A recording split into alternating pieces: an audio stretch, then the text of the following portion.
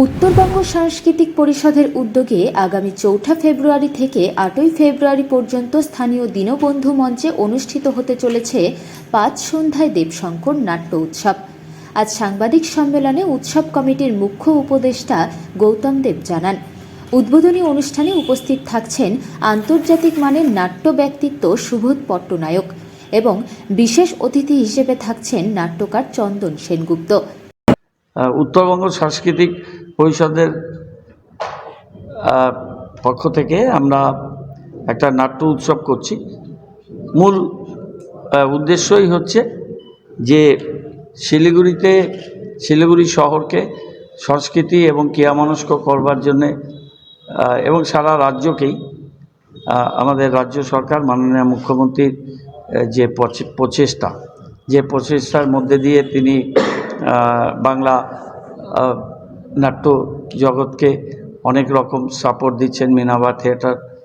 তৈরি হয়েছে, যাত্রা একাডেমি করেছেন এবং যাত্রা শিল্প প্রায় বিলুপ্তির পথে চলে যাচ্ছিল, সেই অবক্ষয়টা রোখার জন্য যাত্রা উৎসব এবং অন্যান্য সাপোর্ট দেওয়া হচ্ছে এবং লোক পোষার শিল্পীদের তাদের নিয়মিত ভাতা দেওয়া এবং সরকারি প্রোগ্রামে যে লিস্টেড লোক পোষার শিল্পীরা আছেন গ্রামে গঞ্জে বিভিন্ন জায়গায় যারা লোকসঙ্গীতের প্রবহমান ঐতিহ্যকে এখানে শিলিগুড়ি পুর নিগম বিভিন্ন রকম প্রোগ্রামের মধ্যে, যেমন পয়লা বৈশাখ আমাদের একটা খুব গুরুত্বপূর্ণ দিন, সেটা আমরা যেমন পালন করলাম, তেমনি আরেকটা ফোরাম থেকে রাজ্য সরকারের তথ্য সংস্কৃতি দপ্তরের পক্ষ থেকে আমরা ফিল্ম ফেস্টিভ্যালটা করলাম এবং আমরা এই দীনবন্ধু মঞ্চ নাট্য দলগুলো তাদের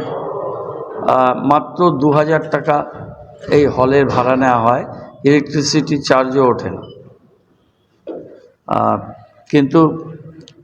এটা উত্তরবঙ্গ সাংস্কৃতিক পরিষদ করছে, যে সংস্থার সাথে আমি নিজে যুক্ত আছি,